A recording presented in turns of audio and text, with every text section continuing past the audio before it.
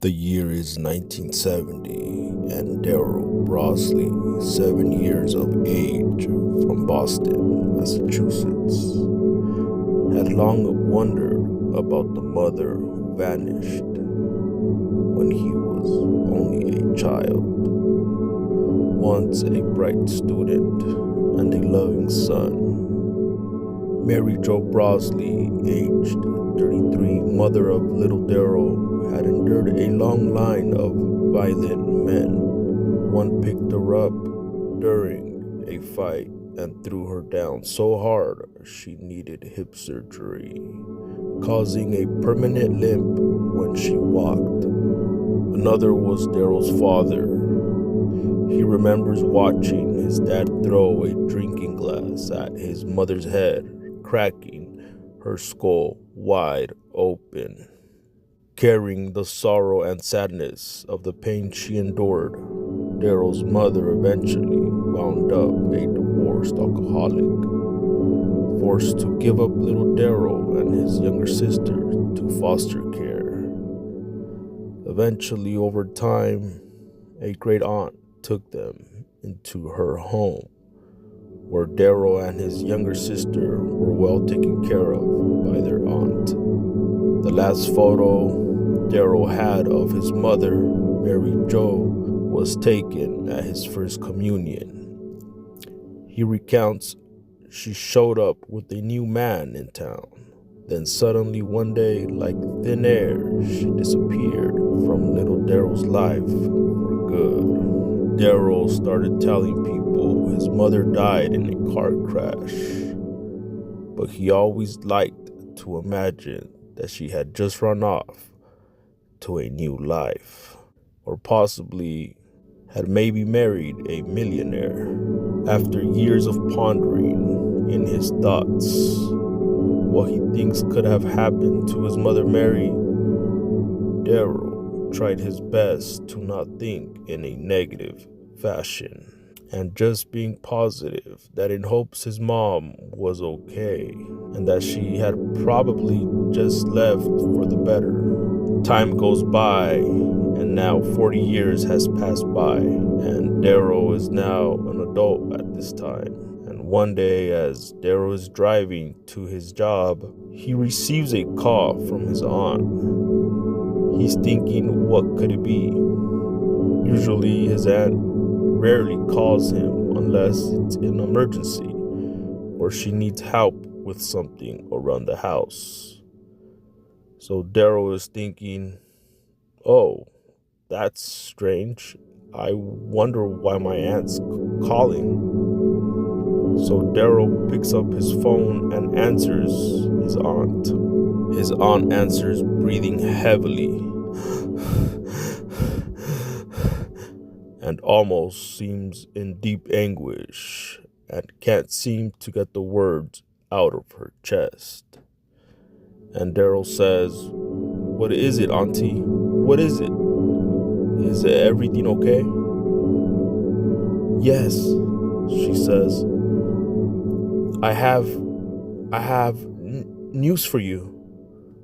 And Daryl, with a frustrated look on his face, is thinking if it's a good idea that he knows the news.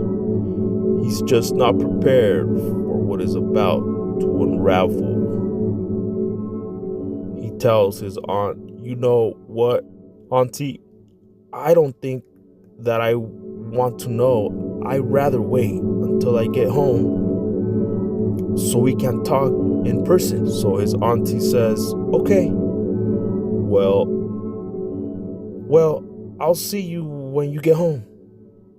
He hangs up the phone, and within a few minutes later, Daryl can't resist but to call his aunt again. Something just isn't adding up, and he's starting to feel anxious. So he gives a call back to his aunt, and she tells him everything she's just uncovered about his mother, Mary Jo. She tells him she's seen his mother's killer on TV, Daryl is stunned and in shock of the news, but still can't believe this is real. At this time, Daryl is already well in his 40s, and the memories of his mother are very faint. A few days go by and a local reporter, along with local authorities, reach out to Daryl and tell him that yes, in fact, his mother was gruesomely murdered back in January of 1971 in Miami, Florida, and that her skeletal remains were found by a man and his son while out walking their dog in a remote area in Miami-Dade County, Florida, in a wooded, shallow grave. Just a year after Mary Jo Brosley had fled from Boston with an unknown man, Daryl is weeping and kneels down crying and sobbing about the horrific news of his late mother, Mary. He doesn't know what to feel and is in deep anguish. Authority officials stated that Mary Jo Brosley was still a Jane Doe when she officially became a murder victim in 1982. Joseph Davis, the chief medical examiner in Miami, opened her file during a routine review of unsolved cases.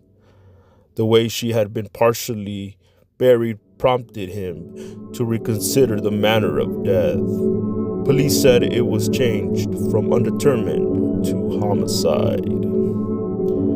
Police still knew almost nothing about the victim. She appeared to be an alcoholic female with 2 old injuries, strangled, killed, and buried.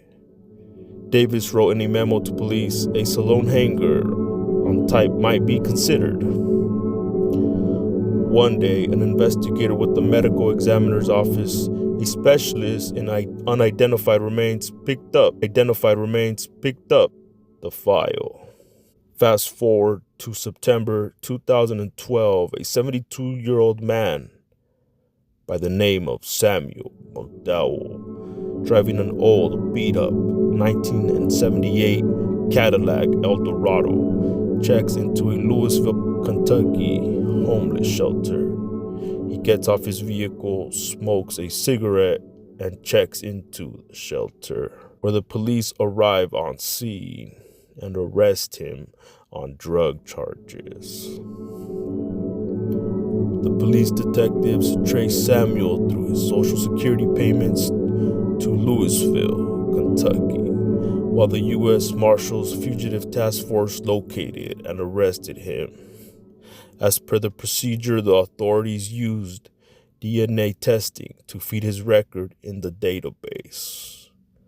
DNA testing proved to be crucial, confirming Samuel's role in the late 1980 murders of 3 other women. After 4 decades of terror, authorities soon after unraveled piece by piece that this is the serial killer that gruesomely murdered 33-year-old Mary Jo Brosley on the night of New Year's Eve of 1970. And the deranged serial killer Loose Canyon they've been looking for all along, aka Samuel Little. Later in May of 2018, Miami-Dade detective David Denmark got a call from James Holland, a Texas Ranger investigating a serial killer who had confessed to strangling women in South Florida.